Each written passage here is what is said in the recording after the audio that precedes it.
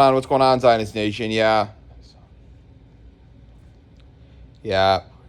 We're still in the war room. Yeah, everyone was kind of sad after reading about the soldier who died. Yeah.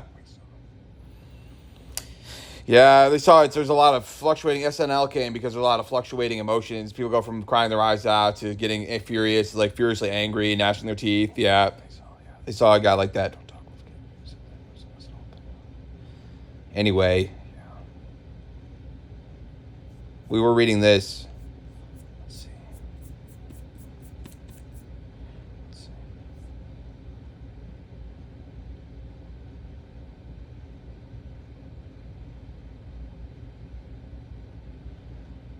So we're going to read this here. Lord said to read this on page 376 of The Destruction of the European Jews. In the military area, the word Stab Ost,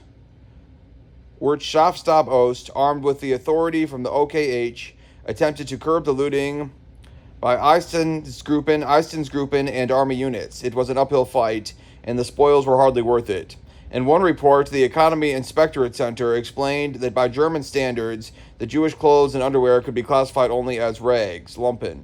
On July 4th, 1942, the Economy Inspectorate reported that in the entire area of Army Group Center, it had collected property amounting to 2,046,860 rubles, 204,686 Reichsmark, or about $80,000. A part of that property had been relinquished in favor of the suffering Russian communities in the area. In Mogilev, the military government section of the Feldkommandantur released a portion of the proceeds from confiscated Jewish property to the indigenous city administration. When the mayor wanted to balance the budget with these funds, the German supervisor reluctantly agreed, but with the cautionary reminder that generally it was a bad idea to use one-time income for running expenses. The civilian administration approached the confiscation problem with stubbornness in the Ostland and with remarkable laxity in the Ukraine.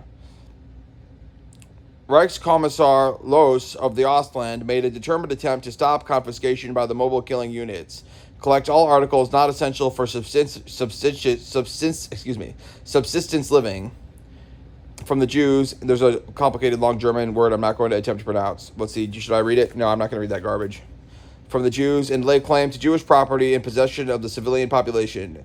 To establish his exclusive competence, Loos declared in secret directive and public decree that so they said, if it's the Lord's plan right now for Israel to back off of Lebanon, why are you saying it wasn't the Lord's plan for Germans to kill Jews? Yeah, I believe that it was the Lord's plan, yeah. Only things the Lord permits are allowed to happen on his earth. They said, then why would you be upset about it? It's not that we're, well, of course we're upset about it because it is personal to us, yeah. The Lord made us with feelings, and a feeling that he made for humans to experience is the feeling of being upset. And we do feel upset about it. It's only human. And he said he may have made you to destroy the Jews back then, but now he's doing something else, which is giving the Jews their homeland again. And we don't know how he's going to do that, but we do believe in it. Everyone saw there's a reason to read this. So there's a reason to read a little bit of this. To establish his exclusive competence, Loos declared in secret directive and public decree that he, as Reichskommissar, had sole jurisdiction in Jewish property matters. But declarations are one thing, action another. On September 8th, 1941, the Gebietskommissar of Siauliai, Lithuania, Guek, complained to Loos that he simply could not carry out a systemic seizure of Jewish property. A certain Hauptmann Staes Senulis had appeared in his office that very day and had demanded in the name of Standartenführer Jager, Einsatzkommando 3, that the local mayors hand over all the gold and silver that had been in Jewish possession. On September 24th, 1941, a file note in the office of General Commissar in Kaunas recorded the fact that the SS had removed from Lithuanian banks 3,769,180 rubles in Jewish deposits and valuables.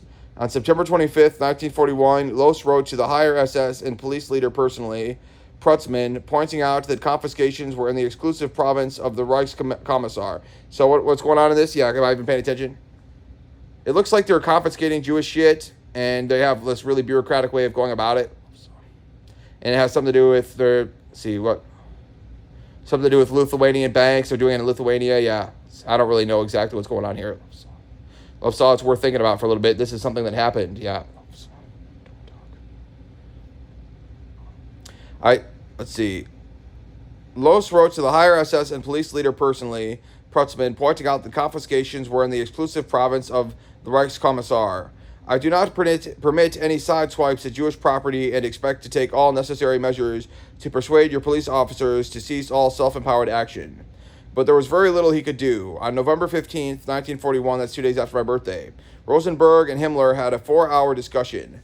Among the subjects were, in Himmler's words, the fussiness of Reichskommissar Loos and the ludicrous complaints of General Commissar Kube about the requisition of necessary items for the civil war between the SS and the Loos administration continued for many months.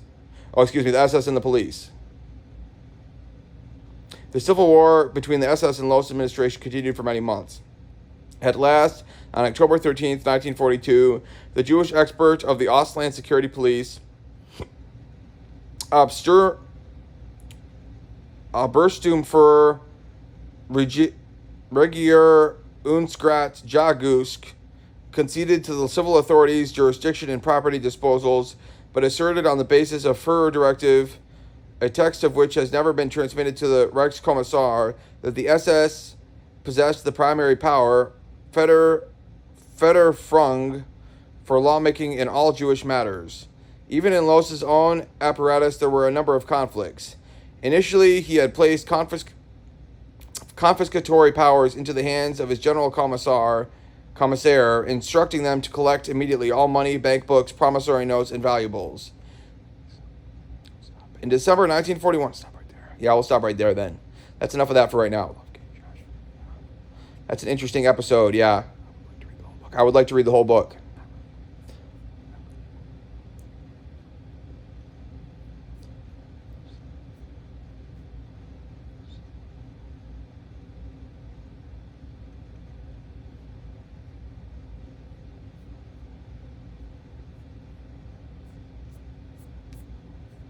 Oh, that I'm thinking about Kolyma Tales by Varlin Shalanov. Yeah, I'll take some nicotine for Varlin, yeah.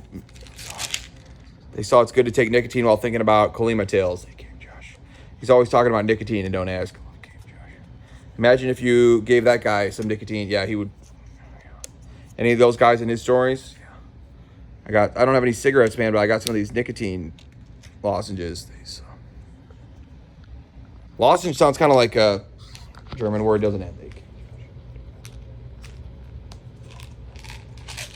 Yeah, I sold the 4 milligram ones, the actual Nicorette brand ones, instead of the 2 milligram Walmart brand ones. So they're a lot more potent.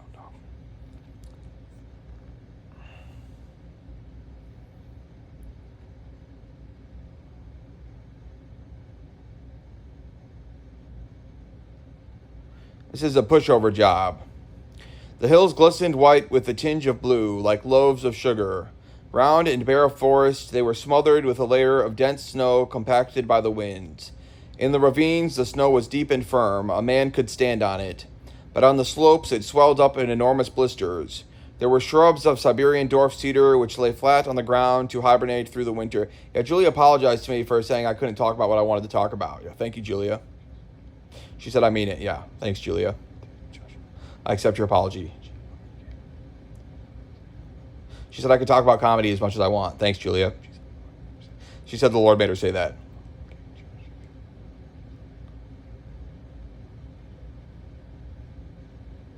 All right, we'll read this another time then.